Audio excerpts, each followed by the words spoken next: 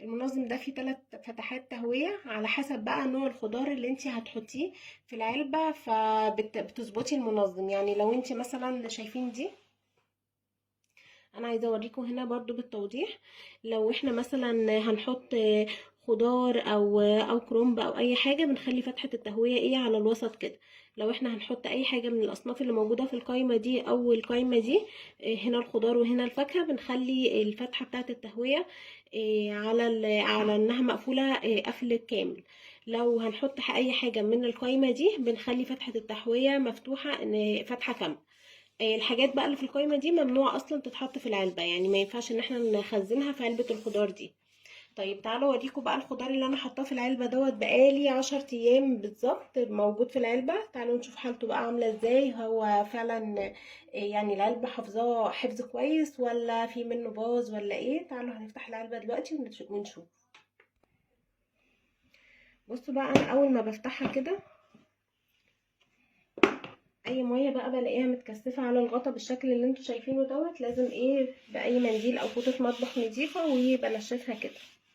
ده عشان افضل محافظه على الخضار اللي جواها بنفس يعني يبقى صابح على طول.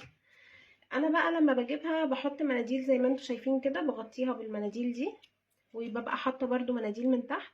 انا عايزه ارفع لكم واوريكم شكل الخضار ده بقاله كده 10 ايام في العلبه، شايفين؟ ودي الكوسه، شايفين الفلفل عامل ازاي؟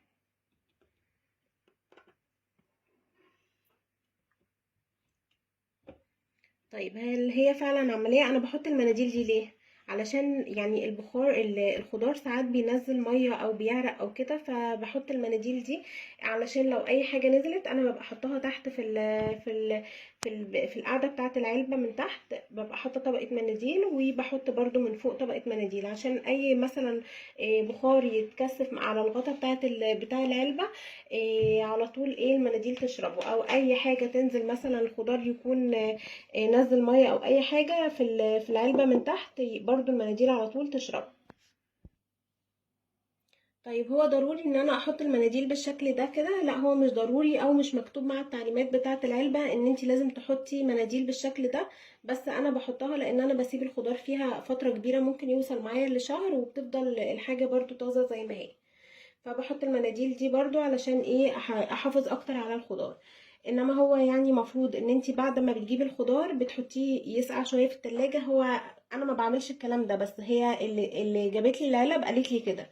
المفروض ان انا احط الخضار يسقع شويه في التلاجة، واحط العلبه كمان تسقع، وبعد كده احط الخضار وبقفلها عادي خالص، وبظبط المنظم بتاع البخار دوت على يعني الدرجة اللي انا على نوع الخضار اللي انا حطاه زي ما وريتكم قبل كده.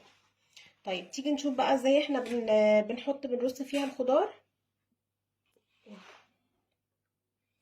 طيب خلينا بقى نشوف العلبة المفروض وهي فاضية بتبقى عاملة ازاي. بتبقى بالشكل ده كده، وبيبقى فيها التجاويف اللي انتوا شايفينها دي او الممرات دي، عشان لو اي مية مثلا نزلت من الخضار او كده تبقى موجودة في التجاويف دي، ما تبقاش راكزة على الخضار. كمان لما نيجي نرص الخضار بنرصها عكس التجاويف اللي موجودة دي. يعني مثلا التجاويف دي بالطول بالشكل ده كده، فانا برص حاجتي بالعرض كده، بحيث ان ما تبقاش ملامسه لو في اي ميه نزلت ولا حاجه ما تبقاش ملامسه ليها. فبرص حاجتي بالشكل ده كده بالعرض كده، وهكذا بقى لو مثلا فلفل او اي حاجه تانية برصها بنفس الشكل ده كده. ده علشان زي ما قلت لكم ما يبقاش ملامس لاي ميه تنزل من الخضار. كمان طيب بالنسبة لرأيي فيها بقى، في رأيي في العلبة، هي بصراحة عملية جدا جدا وبتحافظ على الخضار جدا. يعني ممكن خضارك يقعد فيها شهر وتفضلي تستخدميه كأنه طازة وكأنك لسه شارياه صابح. بس هي سعرها غالي شوية، يعني السعر بتاعها عالي. فانتي لو حد مثلا بيشتغل، او حد ما بينزلش على طول، او ما بيجيبش خضار غير مرة مثلا كل 10 ايام او حاجة، فدي هتبقى عملية بالنسبة لك جدا. اما لو انتي بقى بتنزلي على طول السوق، او بتجيبي خضار على طول اول باول وكميات قليله وكده، فبالنسبه لك مش هتبقى يعني مستاهله ان انتي تجيبيها. فهو ده كده كان رأيي في العلبة.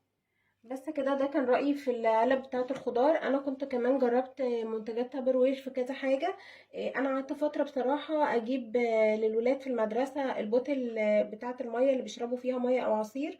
وكان دايما ولادي يرجعوا مش شاربين المية، لان بتبقى الازازة لما بتبقى مقفولة بتبقى عاملة ريحة كده مش لطيفة، او بتغير طعم المية، رغم ان انا بغسلهم في غسالة الاطباق وبعقمهم وكل حاجة. لكن برضو كانوا دايما عاملين بيغيروا طعم المية، رغم ان انا كنت ببقى جايباهم برضو براندات وبراندات معروفة وكده. ولكن مرتحتش برضو فيهم خالص. فلما جبت بصراحة البوتل دي، شايفين من ساعة ما جبتها بصراحة وهم بدأوا يعني يرجعوا شاربين المية بتاعتهم، ولو اديتهم عصير او حاجة بيبقوا شاربين، والمية طعمها ما بتغيرش فيها نهائي نهائي يعني. كمان اللانش بوكس بتاعت المدارس صحية، والمواد بتاعتها كويسة، ومش بتضر الولاد خالص في اي حاجة. لو انت مثلا حطيتي حاجة تكون سخنة او كده مش بتضر الولاد خالص. فانا يعني انا بقول لكم دي تجربتي مع العلبة، وقلت لكم المميزات بتاعتها. بصراحة هو عيبها الوحيد ان سعرها عالي شوية، انما هي عملية جدا وصحية جدا. وزي ما قلت لكم كانت اكتر حاجة فادتني البوتل دي، انها ما بتغيرش طعم المية للولاد في المدرسة. وكمان علب الخضار دي كانت انا مش بنزل على طول، او مش بيجيلي الحاجة بتاعت السوق يعني غير كل 10 ايام او كل اسبوع. ففادتني في موضوع الخضار ده قوي. بس كده دي كانت تجربتي مع علب تبروير او منتجات تبروير عموما. بكده اكون خلصت الفيديو. يا رب يكون عجبكم واكون قدرت افيدكم باي معلومة. لو فدتكم بحاجة بقى ما تنسوش تحطوا لي لايك، ولو اول مرة تنوريني على القناة ما تنسيش تشتركي عشان يوصلك كل جديد. مع السلامة.